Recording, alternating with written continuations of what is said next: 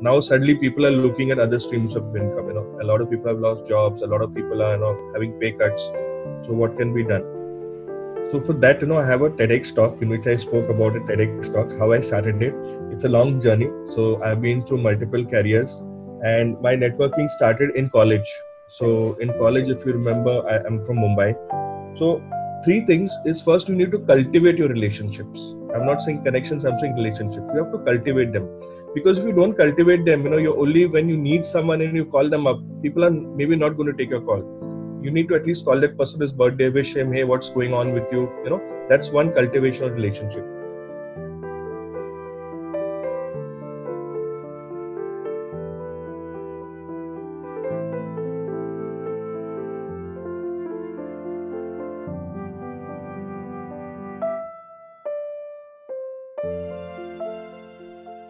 Hello, sir. Welcome to the show. I'm so excited to have you. How are you?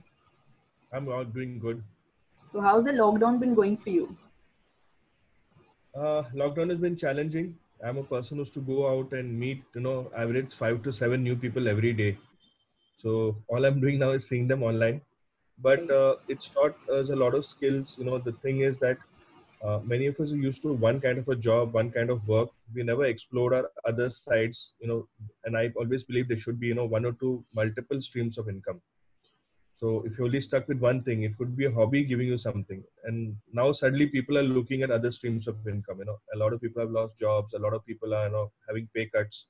So what can be done? So the lockdown has been good for me. I have done three things during the lockdown. One is that I had my own community, which is there. It's called a Jam with Sam, where I've been interviewing business owners, celebrities for the last almost 8 years. So that we realized that as the lockdown is going to happen, we're not going to get any physical meetings happen. So I took my whole community online, and today we have about close to 55 members. It's one of India's first virtual communities built up. And the second thing I did is I learned website, to make a website. So I've been trying for the last 10 years. So finally I got my website up and working, and now I'm helping customers with their websites. So these are two, three things, which are done in a lockdown. You need to be productive because it's going to be a long process. Absolutely. That's what I've learned. Like for the first couple of weeks, I was hoping for things to get better. So when I realized it's going to be here, it's going to stay. So I get started, hyping up myself and being productive. So, sir, something that I really admire about you is how from being average individual like all of us, you are now known as the networking. So, sir, can you tell us about the journey? How did it happen? And what were the obstacles you faced and how did you overcome them? So for that, I have a TEDx talk in which I spoke about a TEDx talk, how I started it. It's a long journey. So I've been through multiple careers, and my networking started in college. Right. So in college, if you remember, I'm from Mumbai. There's something called as class representative, where you were selected by the people, not elected by the people. So there was somebody else supposed to become the class representative, but then I pulled some strings and I managed to get myself selected the next day. So people wondered what you do, and that was my first experience at networking. How to use your connects and all for networking. And during that time, there were almost about I was in charge of the whole degree college, and I had close to about 1,000 students, and we had to organize a lot of events and all. So that was my first gist at networking. And once we started working, I worked for about 2 years, and then I started my own business. There, yes, networking was there, but it was not so much prominent because there was no means of communication. So I gradually got into Rotary in 1995. So that's the time when networking really started, and I'll share my story of the success of Rotary. And then I joined an organization called as BNI, so Business Network International. So I was one of the first people to be trained on networking by one of the leaders in networking. I always respect him, Dr. Ivan Meisner. He's the head of BNI. So he had come down and we got trained on how to network. So that was a very, very lucky thing for me. And then I was part of the organization for about 8 years. I made a lot of connects, a lot of relationships which I built up. And then I started my own community, which is the Indian Networker and Jam with Sam and now Curoflame. So that's how I built it up. And everything is a learning experience. Sometimes you have to just forget about what you learned in the previous thing and restart things again. So it's case in point is right now, today, if you had to contact me, maybe you are not from Mumbai or something, we'll have to do a call or something. People are not at all comfortable on Zoom earlier. Now, sadly, everybody's coming to realize, we should have used this. Why are we wasting resources, like a studio or something when you can do something online? So that's been a bit about my, networking journey. Right. So, sir, as you spoke about networking, so what the listeners want to know is the 101 of networking and building connections. If you have to summarize it in 3 or 5 points, what would those be for you? See, first of all, we all talk about connections. Connections is like a commodity, and connection is not a commodity. So I always believe in relationships and not commodities. So you're building relationships and not, connections. So relationships are much more, they go much more. So why will you have a relation? One can be your supplier, the guy who's selling to you. So there will be a kind of a relation. He's always wanted to sell you something. So that's one relation built up. The second is your customer. You are building up a relation with your customer for him to buy from you. Then another kind of relation is with your, immediate network. It could be your, family, your extended family, your staff, and then comes, other people from other groups. So, these are the various types of networks which are there. So three things is, first, you need to cultivate your relationships. I'm not saying connections, I'm saying relationships. You have to cultivate them, because if you don't cultivate them, you're only, when you need someone and you call them up, people are maybe not going to take your call. You need to at least call that person his birthday, wish him, hey, what's going on with you? That's one cultivation of relationship. The second is categorize your relationships. Where are they? I mean, this is a family relationships. I can call this guy at any time. Okay, this is a kind of a business relationship. That person wants to help. It may, it's for, like, for example, somebody called me, they wanted admission in some school, and he was my customer. I knew someone, I could help him. So that strengthened. Now, next time he wants to buy something, he's always obligated to, come back and buy to me. So that's your, categorization. And third is communication. You have to keep communicating. So communicating can be maybe a verbal communication. Second can be, something about you. You have a WhatsApp broadcast which goes out. Ask permission, before you're sending out that broadcast always. The third is being on social media and, connecting with that person and interacting with that person. Many times what happens, we think the social media is only about ourselves. I'm going to just keep talking on myself. I'm not going to interact. It's very, very important to interact, because only that's social. I mean, you have to interact with someone. When you interact with someone, then you build a relationship. These are the three things which everyone should, believe in, or, look at while cultivating a relationship. So, what can you give us an example of any one company or a startup or even a person that you've seen tremendous growth in terms of networking, or any case study or example if you could state for us? So one of the thing is, Rotary International. So Rotary is one of the things which is there, which is you get in because of your business, whatever is your category. Like you're a doctor, you're a lawyer, you get in because of that. So I got into Rotary in 1995. Like it's almost 25 years I've been in Rotary. So when I joined over there, I just started my business. And, there was nothing called as a mobile phone. There was nothing called as internet at that time. Internet was just coming out, but we didn't have that. So when I came in, I had no clue. I didn't have an MBA. I didn't have anything. I just had a job experience. So there were a lot of seniors in the group who helped me. Okay, this is what is called as profession tax. You need to pay profession tax. This is what is called as excise. This is what is called as VAT. Okay, this is what happens. So they gave a lot of their experience. They were almost about 7, 8 years senior to me. So they gave me a lot of experience. Plus, they said, okay, so what do you do? I said, I make computers. So they said, can you supply a computer to my house? I said, sure. So in the end, about 90% of the members in the club all bought computers from me. So I asked them the question, why? He says, first of all, every Friday we meet. If it doesn't work, I'm going to bang it on your head. I said, okay, fine. That's a kind of solace for me. And that is a relationship which I built. So I was so happy, like as a startup, I got to learn, I got to network, and I got to also, sell the business, sell, stuff. So now I'm part of Rotary, still part of Rotary. And I always, look at how I can help, startups, how I can help people, so they can enhance their business. Always, I believe in teaching someone. You teach someone, he's going to go and teach someone. But if you go and, spoon feed someone, it doesn't work. So it has to be a kind of a teaching. So Rotary is one of the organizations which I believe in, because you're also doing charity.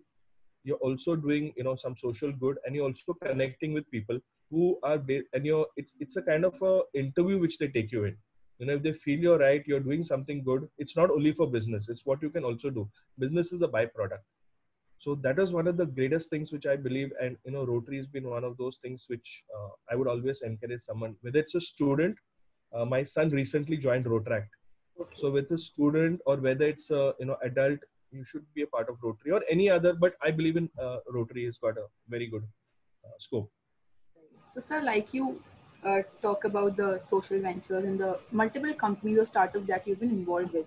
So, we often talk about this at Mitti Ke Rang, the disparity between the approach of growth between a normal company or an e-commerce company versus a social venture. For example, if a company goes out to advertise, it is seen in a positive light. So to increase the revenue, to increase the profit, to increase the customer base. But if a social ventures does the same with its say a fundraiser that it's doing, it's not seen in a very positive light. So what do you have to comment on the disparity between? The problem is there's a lot of perception of people on social. NGO means either they're taking my money, what is happening with that money? That is one big thing. And because of a lot of things, a lot of organizations who have taken money and not actually provided. So I was part of an NGO conference many years back. So they said if 1 rupee comes in the NGO, almost 60 paisa is spent on admin cost, salary cost and all, and only 40 paisa is going out. So that is one big challenge which people feel. They'd say, I'll rather go on the street and feed those people, see my money doing work over there. So I've seen this happening in a lot of organizations, especially social orgs. So then people think, "Acha, fundraiser, is the money really going to these people?" Mm-hmm. So it is all about the credibility. So you have to establish yourself as a credible company, as a credible social enterprise where you're actually doing the work. So many people says I've fed food. So they're saying it's a photo op. I said no, it's not a photo op. You're building up. Ki, yes, actually I'm giving food to these people. An example is there's this Khana Chahiye run by Ruben Mascarenhas. So he's been providing food to all these NGO, all these people, migrants and all. He's actually doing that work. So when you contribute to that, boss, this full money is going to them. Whatever maybe they're charging for the auto or something like that, but the whole money is going to them, and you actually believe in that. So you have to believe in an NGO, and you have to create a credibility with people. Then people believe in you. I'll give the example of Rotary. So if 1 rupee comes in, we end up spending 1 rupee 10 paisa because we will not put the auto fare, we will not put any of that stuff on that. And similar organizations, also like this Round Table is there is Lions Club is there. So all these people actually spend from their pocket extra because they are in that position to do it. The problem happen is, somebody uses a social thing as your NGO as a kind of a, to put black money and take out white money. There are a lot of NGOs also doing that. So that's why that, and one bad apple, one black sheep, spoils the whole name. Right. So this is one of the main reasons. So you have to establish credibility. Like you have to, give confidence to the person. Yes, what work I'm doing is it's actually being run for that. Yes, you can take maybe 10% as an admin charge. You have to be paid. End of the day, I mean, you have left your job and you have to also be paid something for that. But you can't take the whole money for yourself. 90% can't go to your salary and 10% going to that. No, there has to be some sort of a balance over there. So, sir, what would you say are the key to build credibility with people and how to build in that trust? So one is make people part of that. Many times, like I've seen this guy who's doing this Warsaw beach cleanup. I forgot his name. I'm not getting his name. So he's done this Warsaw beach cleanup. So he's actually taking people and making them doing the work there. So make people part of whatever you're doing. So this is okay. This is what you're doing. Great. I'd like to be part of it. I'd like to contribute. Make people part of your venture. Grow that community over there. Okay. Today we are having, we are feeding the poor. Can you, have some contribution? So the guy says, I can't pay anything, but I'd like to, volunteer and do something. See, volunteering doesn't mean always giving money. It also means giving a vocation. Like if I have to go to a school and teach them something about networking, teach them something about how to assemble a computer, I'm giving my vocation and I'm helping them. So it's not always giving money, it's also giving a vocation. So that's one thing, you have to make people part of that community. Right. So in involving people in your actions, that would be yours. Right. Yes. So, sir, since you're also a pro at communication, so what would be your tips or techniques for people who become very anxious while public speaking?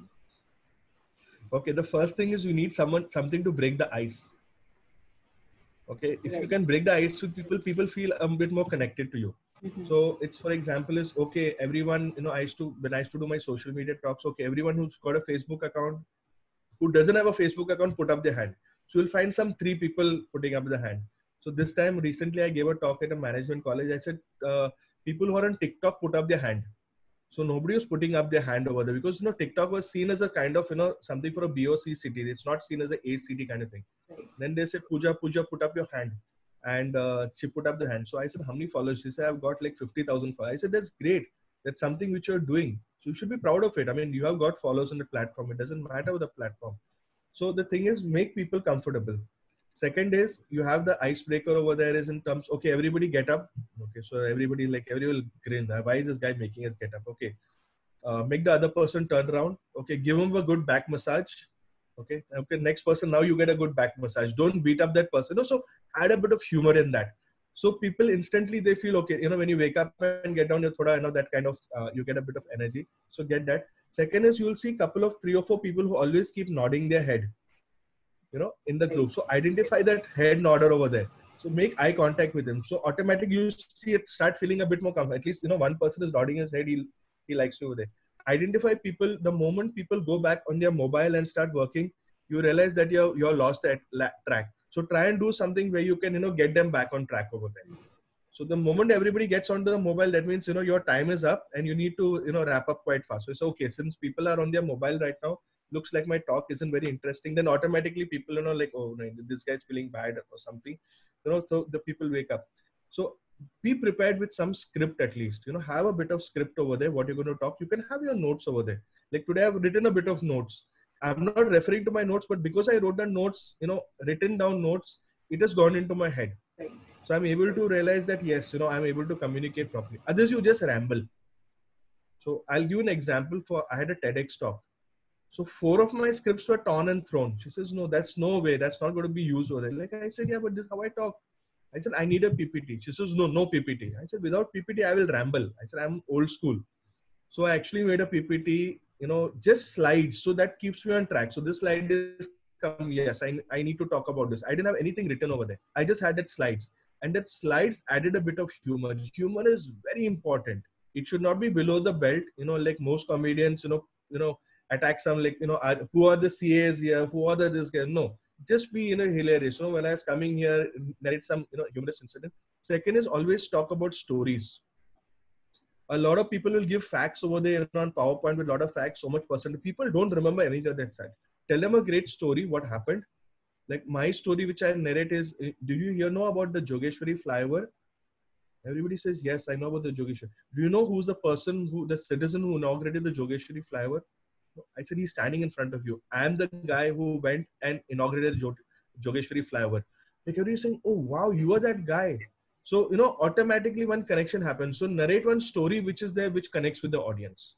That's very important to have that audience, participation over there. So these are the couple of things which, I would suggest doing for that.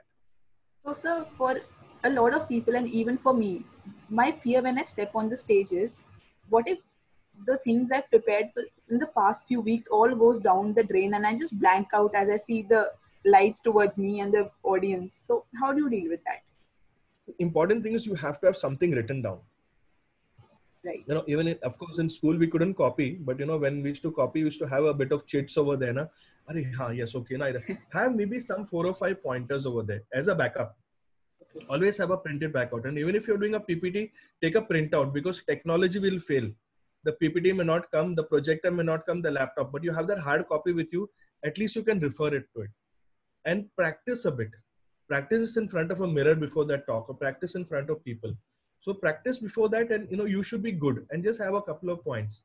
So that going blank happens sometimes, but when you have something hard copy with you, and it always happens when the projector fails, you don't have that, your mind always goes blank. Right. So have some hard copy always with you down there. Okay. So what would be your advice or suggestions to the ones who are building up their business or who are looking to who are seeking for growth and building relationships, as you said? So one of the main things is, you can be first, create your own community. Okay. So today, you're taking interviews of people on Mithi Karang and all.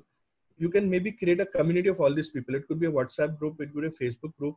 So what happens is people will feel closer to your group. Okay. Right. I'm also connected to someone. This person was in the group. Okay. There's a kind of a connection between people over there. So always create a community yourself. So it could be a community of all your, customers, where they all come together, so they come together, call it for a customer's day. So what happens is the customer feels good in that. You Right. can have a community of your suppliers. See, today the market is open. 10 years back, you would not want your customer to connect with your supplier. You would not want that. But today the market is pretty open. So you have create your own community of suppliers or customers. Your school group is also a community. No matter, we keep on cursing about our school group, too much or noise over there. But create your own community. You may have about 10 or 15 people who are the created community yourself. Then experiment with that.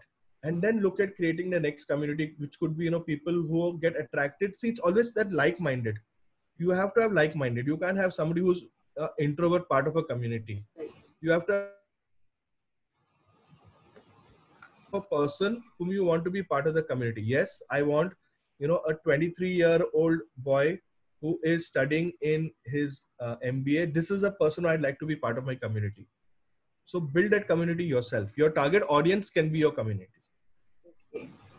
So what's the best advice that you have received in terms of professional life or personal life that you would like to tell the listeners in about a 5 to 7 word presentation, right? So one of the things is I talk about, all the, I give a story. I give a story of, how I do not use my vacation to enjoy myself. I mean, it's a bit of you enjoy, a bit of vacation. So right from the time I was in school, so my dad was abroad. So the first thing after ninth standard, he told me is you go and learn typing. So I was like, okay, why is he telling you to learn typing? So I went to typing and they were all like, 10, 20 years old, older women were there, and they used to tease me. I was like, 14, 15. I learned typing. After that, I went and I learned computer programming. This is, I'm talking about in 1983. And the cost of the course was 1,000 rupees at that time. And 1,000 rupees was really a big sum of money, close to about a lakh. So my dad said, no, there are computers coming here in Qatar where he was. You do the course. And then in college, so what is to happen is all my friends said, whatever Sam is doing, we should also do the same thing. So I went for a television repairing course. I went for software programming. So a lot of people started doing that. So one is the thing is you don't lose, always keep learning something new. Okay. Second thing is that, you try and join no pressure networks. There are a lot of networks which, make you do a lot of work. So, you have to do this, you have to do this. So you say, I just come here to chill. I mean, I'm not here to, when I'm good and ready, then I'll do that.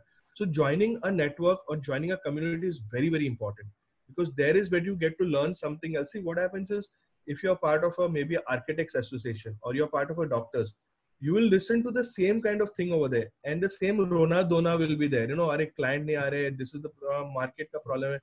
When you go to a different network, like supposing you're a doctor and you're gone to a book club, you will get to see something new over there. Subscribe to maybe a podcast, you get to listen to something new. So always keep trying to do something different and move out of your comfort zone. Many times we're sitting, of course, right now we can't move out. Many times we're sitting in our offices, sitting. Move out, go to maybe a coffee shop, move out, go to your customer's place, sit down for some time. You get a different perspective from there. So these are things, which you need to do to, get your network up and running and build a community. Absolutely, sir. Also, one last question before we move towards the ending of the podcast. How do the listeners reach out to you? What's the ideal way to get you to reply to our messages? So one of the things I got really active on last 10 years, I was a very active Facebooker, but I realized Facebook is like, last 2 times I tried to post something out of an event, I like got 0 likes, so 0 kind of responses. And then we had a psychiatrist come in recently. So she was talking about Corona and all that stuff. And I said, I'm saving one single malt bottle, which was there. Just a second. Which was there. And I said, something happens to me. Last 5 years, I've been saving. Let me take that out. So I took it out. I told my kids, you want to try this out? Let's try this out. My kids are pretty big. So I put that photo on Facebook. I mean, the amount of responses I got from people over there, then I realized Facebook is about your personal stuff. What you're eating, what you're drinking, where are you going for a vacation, some things over there. It is not meant for promoting your business anymore. You have a page for that, or you have a Facebook group. Right. LinkedIn is one place where people can connect with me. So I have a LinkedIn Connect. And, the thing is, a LinkedIn Connect, I have students, I connect to students, I connect to everything. But if you don't have a photograph over there, you don't have anything about you, you do not know whether that's a real person or not. So at least create something which, you at least have a persona studying in so-and-so college, studying with this, and interact. Many people create that LinkedIn profile, make some connects, and that's it, forgotten. No, interact with people, comment with people. That's how you build a relationship. So LinkedIn is one place. I'm on Twitter. I can share my coordinates on Twitter. I'm on LinkedIn.